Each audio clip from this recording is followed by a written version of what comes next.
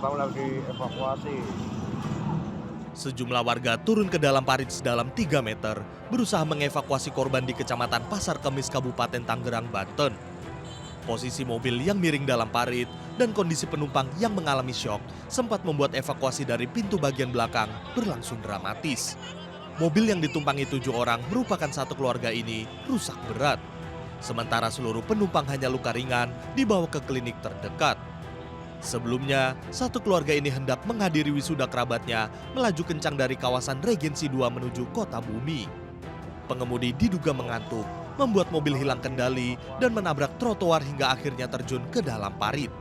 Si mobil dari arah sana itu katanya udah oleng.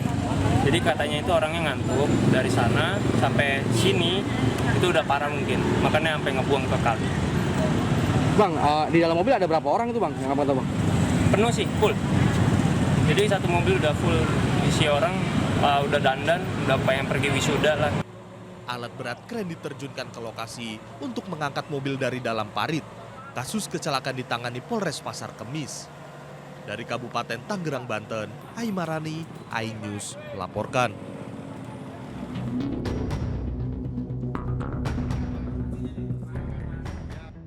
Imam Prasetyo tega menembak mati seekor kucing yang bersembunyi di bawah mobil di Kerobokan Kecamatan Semarang Barat, Kota Semarang. Pria 35 tahun ini kesal lantaran kucing peliharaan ketua RT tersebut menerkam burung merpati balap miliknya hingga mati. Imam menyerahkan diri ke Polsek Semarang Barat dengan membawa senjata airsoft gun yang digunakan menembak kucing. Pintunya kan kebuka, ya. Disaut sama kucing itu, terus digigit sampai patah. Oke, kalau merekam,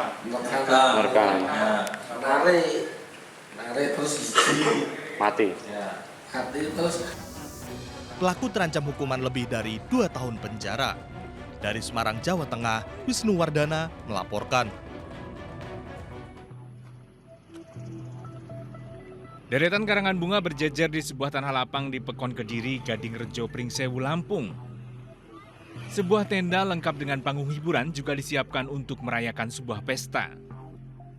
Rian Maulana justru menggelar pesta untuk merayakan perceraian dengan istrinya. Rian bahkan menyebar undangan pesta perceraian kepada keluarga dan teman-temannya. Rian mentalak istrinya yang ia nikahi 4 bulan lalu. Namun secara hukum, perceraiannya terkendala aturan minimal 6 bulan pernikahan. Menurut Rian, ia menggelar pesta sebagai bentuk permintaan maaf kepada keluarganya. Ia mengaku menghabiskan uang sekitar 50 juta rupiah untuk menggelar pesta perceraian. Bentuk permintaan maaf mungkin sama keluarga saya, karena kan sebelumnya mungkin dengan keluarga ngobrol, dinasehati mungkin agak kurang mendengar lah gitu. Cuman setelah saya mengambil keputusan sendiri, mungkin keputusannya itu kurang tepat. Maka dari itu ya udah saya ngadain acara ini cuma untuk kumpul keluarga aja, untuk senang-senang gitu. Belakangan mantan istri Rian melaporkan pemilik akun media sosial yang mengunggah video pesta perceraiannya ke media sosial dengan alasan dirinya masih terikat pernikahan yang sah. Dari Pringsewu, Lampung, Andres Afandi, iNews melaporkan. Pemirsa, kita awali dengan informasi pertama. Satres Narkoba Polres Jakarta Barat menggerebek Kampung Boncos, Palmerah, Jakarta Barat. Puluhan pria dan wanita positif mengkonsumsi sabu. Disita 10 kg sabu jaringan internasional asal Malaysia yang dipasok ke Kampung Boncos.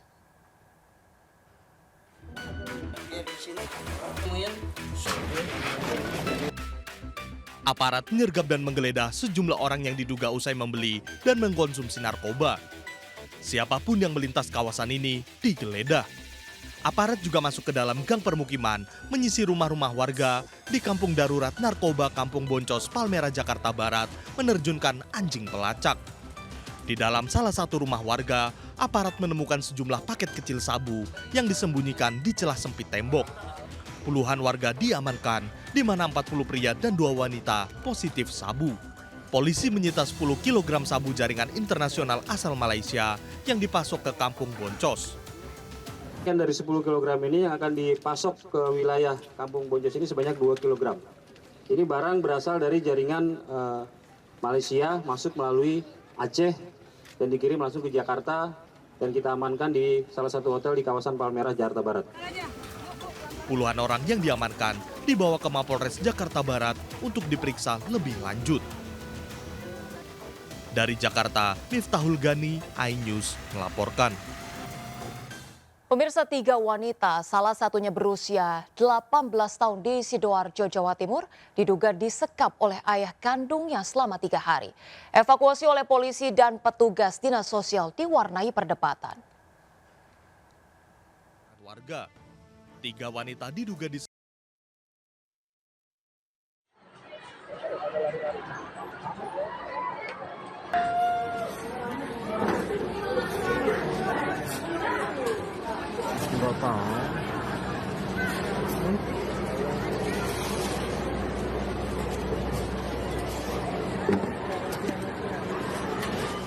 Di Desa Sambung Sukodono, Sidoarjo, Jawa Timur, usai menerima laporan warga.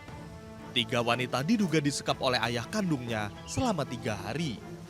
Namun ayah ketiga wanita ini membantah penyekapan. Sempat terjadi perdebatan, namun petugas akhirnya berhasil mengevakuasi ketiganya. Jadi dia bergaul dengan masyarakat juga kurang, Bapak? Kurang, tadi sempat saya sebutkan, seperti sampai naon, sampai saja ya. Keluar rumah jam berapa? Paling jam 12, jam minimum jam 11 itu baru keluar. Siangnya nggak pernah, sore nggak pernah kan gitu. Ketiga wanita ini untuk sementara diamankan Dinsos Sidoarjo. Petugas tidak mengamankan ayah ketiga wanita ini, namun akan meminta keterangan sejumlah saksi.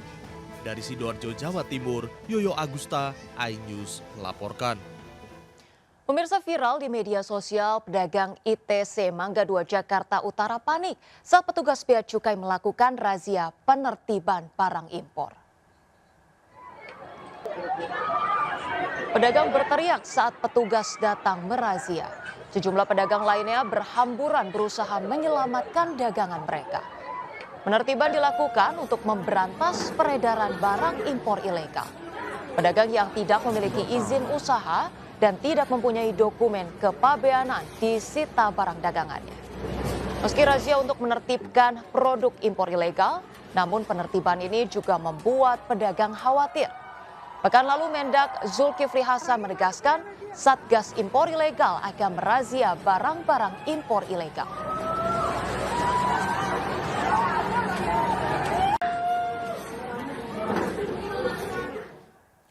Pemirsa, Pemprov Jawa Barat meminta Kemendikbud memeriksa kembali e-rapor untuk membongkar dugaan cuci rapor di seluruh SMP negeri di Jawa Barat. Langkah itu dilakukan lantaran praktik cuci rapor diduga tak hanya dilakukan di SMP 19 Kota Depok, tapi juga di beberapa SMP lainnya.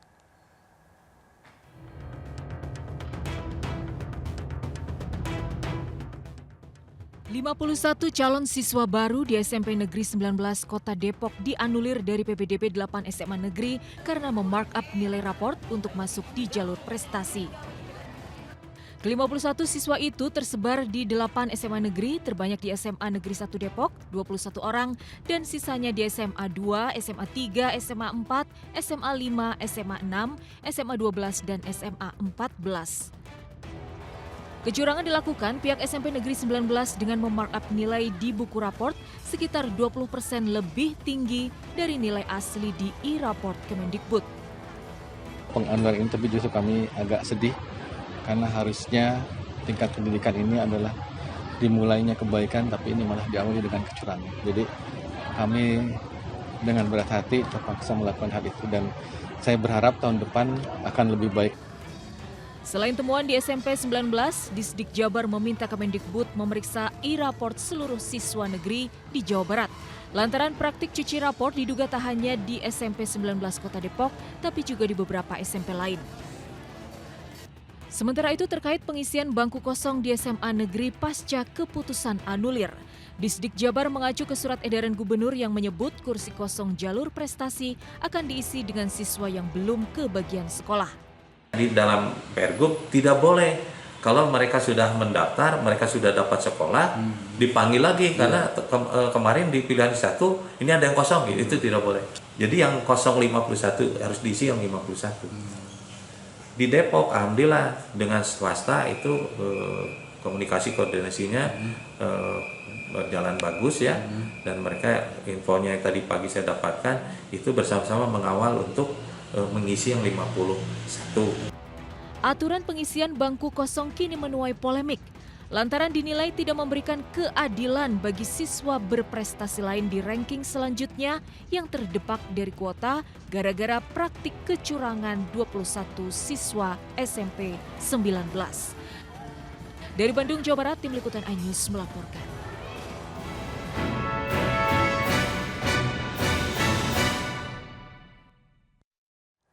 Pemirsa, penganuliran 51 siswa lulusan SMP Negeri 19 Depok dari 8 SMA negeri tak serta-merta menyelesaikan masalah kecurangan. Polemik baru kini muncul soal siapa yang berhak mengisi bangku kosong di SMA negeri pasca keputusan penganuliran. Dan sudah bergabung bersama kita Reza Helmi di SMA Negeri 1 Kota Depok. Baik Reza, sudahkah ada konfirmasi soal pengisian bangku kosong tersebut? Silakan dengan laporan Anda. Baik, selamat siang Rosalina dan juga pemirsa. Ini kalau kita bicara mengenai carut marut dari PPDB di Jawa Barat ini masih menyisakan masalah, padahal kita sudah tahu sudah masuk ajaran baru. Jadi memang ada total 51 siswa dari SMP Negeri 19 Kota Depok yang diduga melakukan kecurangan, dan sebagian besar di antara mereka atau 21 di antaranya ada di sini, yaitu di SMA Negeri 1 Kota Depok. Ini dari modus yang dilakukan adalah modus cuci rapor atau menaikkan nilai-nilai rapor mereka. Jadi dari data yang saya dapatkan, ini dari website PPDB, Anda juga bisa mengaksesnya pemirsa, bahwa nilai rata-rata mereka dinaikkan sampai dengan 20%. Ini bisa dilihat bahwa memang peringkat-peringkat mereka masuk di antaranya adalah peringkat 10 besar bahkan di antaranya. Bahkan rata-rata nilai yang dinaikkan ini menjadi 96, 97, bahkan 98. Nyaris sempurna. Kira-kira bagaimana pendapat dari orang tua yang ternyata anaknya harus terdepak atau terhempaskan begitu ya dari daftar PPDB menggunakan jalur prestasi rapor. Ini saya sudah bergabung dengan ada kedua orang tua, yaitu ada Pak Andika dan juga Ibu Farah, bisa berbincang bersama saya di sebelah sini. Bu Farah dan juga Pak Andika. Baik, Bu Farah, ini kalau kita lihat ada 21 kuota yang nantinya atau seharusnya akan dihapuskan begitu ya dari PPDB jalur prestasi rapor. Kalau sudah dilihat, sebenarnya anak Anda menjadi peringkat berapa sekarang? Anak kami itu peringkat 81. Artinya kalau ada 21 siswa yang didiskualifikasi, ranking anak kami naik menjadi ranking 60. Jadi tadi pertanyaannya apa, Pak? Jadi masuk dalam kuota 65 itu ya? Kalau 60. Kalau Bapak bagaimana dengan anak Anda? Kalau dari anak kami sudah dicek ketika 21 itu out, masuk ke peringkat di dalamnya 52 sekitar. 52. Jadi aman dari kuota yang 65 itu. Baik. Ini kalau dilihat kan memang ada 21 kuota yang nantinya akan kosong. Tanggapan Anda sebagai orang tua yang anaknya seharusnya masuk memilih hak di sini, mau seperti apa sebenarnya? Kalau kami kembalikan hak anak kami. Jadi hak anak kami mau diambil atau tidak itu tergantung dari anak yang bersangkutan begitu. Artinya ada etika dan birokrasinya itu mohon dipermudah gitu. Karena memang itu kan untuk mengambil hak itu tergantung dari anaknya mau diambil atau tidak. Kalau anak kami ingin mengambilnya begitu kalau ada. Bagaimana dengan anak-anak Pak? Ya, sepakat ya. Jadi ini masalah tentang hak anak. Bagaimana mereka berjuang untuk masuk lewat jalur prestasi raport, 3 tahun mereka berjuang. Harusnya dibalikin lagi dong ketika ada 21 di take out, ya mereka yang 21 di bawahnya itu juga berhak. Itu harus dikomunikasikan dari Distrik Jabar ke anak-anak yang 21 ini yang di bawahnya. Dan itu harus dikomunikasikan, masalah pilihan mereka ambil atau enggak tergantung mereka, tapi mereka paling nggak dikasih informasi. Oke. Apakah sejauh ini juga sebenarnya ada komunikasi yang dilakukan oleh pihak sekolah SMA Negeri 1 dengan orang tua yang seharusnya mendapatkan haknya ini? Sampai detik ini sih secara personal nggak pernah ada ya, mungkin juga sama gitu. Jadi memang tidak ada komunikasi langsung dari kami yang harusnya berhak ketika itu masuk 21 di atasnya. Gitu. Oke, baik. Terima kasih. Kita harapkan masalah ini akan segera selesai. Dan saya akan langsung tanyakan kepada kepala sekolah dari SMA Negeri 1 Kota Depok yang sudah siap juga untuk menjawab pertanyaan-pertanyaan dari orang tua murid tadi yang mau pertanyakan sebenarnya haknya anak dari mereka itu bisa masuk di sini. Akan bergabung bersama kami Pak Usep. Pak Usep. Saya akan sambar Pak Usep. Ini tadi saya berbincang sama orang tua di depan. Orang tua mengatakan mereka menginginkan hak dari anak-anak mereka yang sebenarnya harusnya mendapatkan kuota dari jalur prestasi rapor. Tanggapan Anda sebagai kepala sekolah seperti apa? Saya kira ya wajar lah, karena Pertama mungkin mereka juga kan sudah mendaftar. Yang kedua dari segi peringkat juga mungkin tinggi. Kita nanti kan akan terima dari cadangan yang mendaftar lewat jalur prestasi rapot. Cuma sesuai dengan surat edaran yang sudah dikeluarkan oleh Dinas Pendidikan, maka yang pertama kita lakukan adalah, bukan kita sebetulnya, cabang dinas menarik data dulu, data para peserta didik yang mendaftar lewat jalur prestasi. Kemudian setelah itu mereka akan mengcombine datanya itu dengan database yang ada di sekolah-sekolah swasta. Apakah mereka sudah di sekolah atau belum gitu. Oke. Nah, yang belum sekolah lah yang nanti akan kita panggil. Oke. Ya. Ini kalau kita lihat sebenarnya kan kuotanya seharusnya diberikan kepada mereka yang mendaftar melalui jalur prestasi rapor. Ini menandakan anak-anak berprestasi dengan nilai yang tinggi begitu. Tapi ketika memang kuotanya sesuai dengan surat edaran akan diberikan melalui jalur lain. Seperti apa? Jalur yang sama, jalur prestasi, tapi untuk mereka yang belum mendapatkan sekolah. Bagaimana Anda melihat ke depannya prestasi dari SMA Negeri 1 ketika memang dengan adanya kasus ini? Saya kira nggak masalah lah. Karena gini ya, sebetulnya kan semua sekolah sama. Bahkan dengan program zonasi ini diharapkan kan tidak ada lagi sekolah yang lebih unggul atau sekolah yang unggul, sekolah yang hebat. Kita juga sebetulnya samalah dengan sekolah-sekolah yang lain. Kalaupun mungkin ada anak-anak kita yang menonjol, saya yakin itu juga karena pendidikan di keluarga mereka juga bagus gitu kan. Di sini kan kita hanya memoles kan. Kan lebih lama mereka di keluarga dibandingkan di sekolah. Jarang lah anak-anak yang punya prestasi bagus berasal dari keluarga yang tidak bagus gitu kan. Nah tapi saya melihat kalaupun di sini anak-anak prestasinya bagus, mungkin kita bagaimana mengkondisikan cara belajar mereka, menyiapkan lingkungan mereka itu saja. Dan saya yakin ya teman-teman kepala sekolah di sekolah lain juga sama. Bagaimana semaksimal mungkin menyiapkan lingkungan belajar yang baik sehingga tumbuh kembang secara maksimal potensi yang mereka miliki. Nah, tapi kan tidak bisa hanya sekolah. Orang tua juga harus mendukung, komite sekolah mendukung, masyarakat mendukung. Bagaimana menyiapkan lingkungan belajar yang baik. Kalau sekolah saya kira tidak cukup mampu lah untuk semaksimal mungkin tanpa dukungan dari berbagai pihak. Baik, dan salah satu harapan dari adanya PPDB ini kan memang menciptakan standar sekolah yang sama begitu ya, sama-sama berprestasi di seluruh SMA baik negeri maupun swasta. Terima kasih Pak Usep, dan demikian kita kembalikan ke studio. Demikian laporan Rakyat Bicara kembali ke Roselyn di studio. Terima kasih Roselyn. Baik, terima kasih Reza Helmi melaporkan langsung dari SMA Negeri 1 Kota Depok, dan selamat bertugas kembali Reza. Pemirsa, siswa baru SMA Negeri 6 Denpasar, Bali dikenal pungutan Rp1,5 juta untuk pengadaan AC pendingin ruangan. Surat edaran pungutan viral di media sosial dan sekolah pun akhirnya membatalkan rencana tersebut.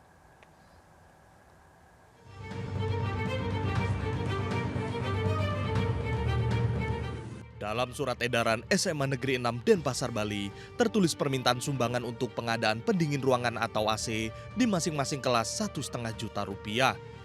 Meski statusnya sumbangan, namun pungutan ini dibebankan pada siswa baru yang harus lunas di bulan Oktober. Kepala sekolah beralasan rencana pengadaan AC telah disepakati dalam rapat komite orang tua siswa baru pada 11 Juli lalu. Masing-masing ruangan rencana akan dipasang 2 unit AC. Usai surat edaran ini viral, sekolah membatalkan rencana tersebut. Keputusan rapat komite, intern komite, kita sepakat untuk mencabut daripada kesepakatan yang awal pengadaan AC itu. Sehingga kelas 10 orang tuanya itu hanya kena yang bulanan dan yang pakaian aja. Sekolah juga telah melakukan klarifikasi kepada inspektorat dan memenuhi panggilan Dinas Pendidikan dan Olahraga Provinsi Bali. Dari Denpasar, Bali, Indira Ari, iNews melaporkan. Pemirsa, dengan alasan penghematan APBN, anggaran program makan bergizi gratis yang digagas Presiden Prabowo dari Rp15.000 diturunkan menjadi Rp7.500 hingga Rp9.000 per anaknya. Nah, dengan uang tersebut jika dibelanjakan di warteg, kira-kira bisa membeli apa saja ya? Berikut laporan Hendri Aprila. Prabowo Subianto dan Gibran Raka Buming Raka yang menjanjikan program makan siang gratis dengan dari Menteri Koordinator Bidang Perekonomian, ya ini yang menjelaskan adapun dana yang digunakan dari APBN ini sebesar 71 triliun rupiah. Juga setelah didiskusikan dan dikomunikasikan bahwa adapun penghematan yang dilakukan dengan awal satu menu dari Rp15.000 menjadi Rp7.500 hingga Rp9.000. Jika kami bertanya langsung ke salah satu warteg, jika kita membeli menu dengan uang atau nominal Rp7.500 sampai Rp9.000, kira-kira dapat apa saja? Halo, selamat pagi Ibu. Ibu kalau boleh tahu, maaf mengganggu nih, dengan Ibu siapa nih Bu? Vivi. Ibu Vivi. Nih kita coba mau beli nih Bu. Dengan uang Rp7.500 sampai Rp9.000, kira-kira dapat menu apa aja nih Bu? Dengan menu yang banyak banget di sini Bu. Ya kalau Rp7.500 paling pakai sayur aja. Dan Rp9.000 dapat satu tempe, sayur dengan tempe. Tapi tetap ya Bu, walaupun segitu tapi tetap menu sehat atau enggak nih Bu kira-kira? Oh sehat dong, Tetap pasti menu sehat, ya.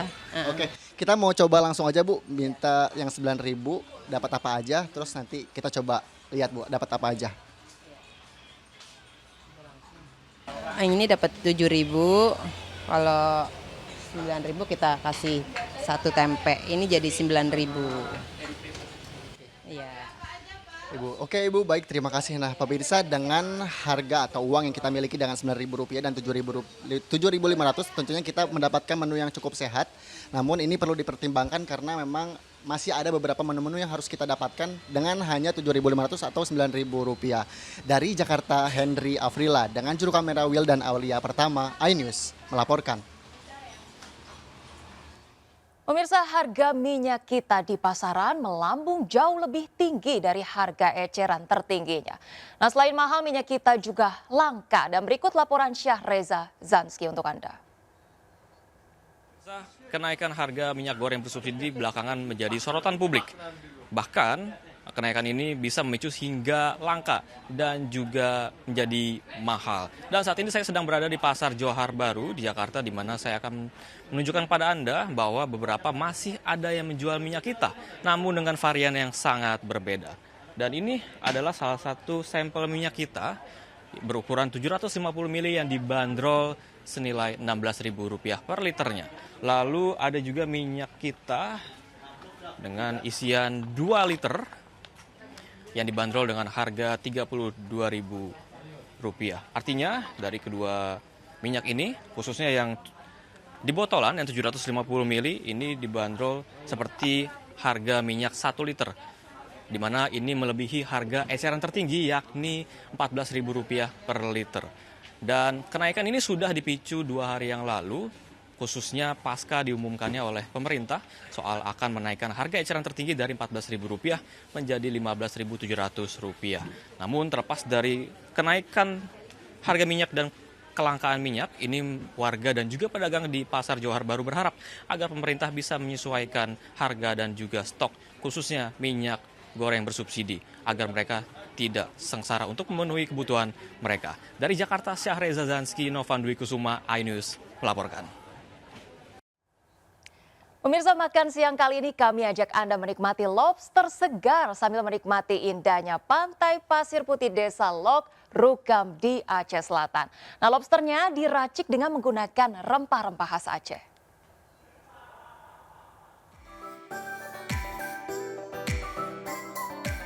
Pesona pantai pasir putih dan panorama alam yang menakjubkan memanjakan mata para wisatawan di pantai Desa Lok Rukam, Kecamatan Tapak Tuan, Aceh Selatan. Tak hanya bersuah foto, di sepanjang bibir pantai desa terdapat tempat makan yang menyajikan kuliner laut menggugah selera. Salah satunya olahan lobster sebar yang diracik menggunakan rempah-rempah khas Aceh. Juga ada sate gurita, sate lolak, ikan bakar, dan aneka seafood lainnya. Aku suka banget nih momen-momen yang gini pinggir laut, apalagi aku anak traveling banget. Juga nih tadi aku nikmatin nasi seafood khas Lok Rukam. Pengunjung menikmati makanan di tengah sejuknya udara pinggir pantai pasir putih dengan suara ombak menghantam karang. Selain di sini menikmati makanan, juga mereka menikmati alamnya yang bagus. Umumnya banyak yang mengambil foto. Nah, bagi Anda yang ingin berlibur ke sini hanya sekitar 15 menit dari pusat kota Tapak Tuan, ibu kota Aceh Selatan. Dari Aceh Selatan, Provinsi Aceh, Ihdar Ivan, iNews melaporkan. Pencurian spion mobil terekam CCTV di perumahan Pondok Ungu Permai, Kota Bekasi. 2 pelaku mondar-mandir mengawasi keadaan sekitar. Dalam semalam, 5 mobil kehilangan spion dicuri pelaku. Video pencurian spion viral di media sosial. Tim Liputan iNews melaporkan. Pemirsa, iNews Media Group siap berpartisipasi mendukung para atlet Indonesia berlaga di Olimpiade Paris 2024. iNews Media Group siap berkolaborasi untuk menyajikan kabar terkini dan terakurat seputar perjuangan para atlet. Direktur Pemberitaan iNews Media Group Safril Nasution menyambut kedatangan Chief de Mission Olimpiade Paris 2024, Anindya Bakri beserta jajarannya di gedung iNews Tower, Kebon Sirih, Jakarta Pusat. Selain bersilaturahmi dalam kunjungan yang turut dihadiri Eksekutif Chairman MNC Group Haritanu Sudibyo ini untuk mengajak bersama-sama menggaungkan perjuangan atlet Indonesia di Olimpiade Paris 2024. MNC Group ini kan bagian daripada media nasional yang sudah mengakar. Nah, kali ini menuju 17 Agustus pada Olimpiade ini yuk kita kabarkan berita-berita yang terkini dan juga kita ajak masyarakat untuk mendukung, mendoakan di semua cabang, terutama cabang-cabang yang banyak di nanti-nanti. Kita doain aja, sukses Pak Anin, sukses Indonesia.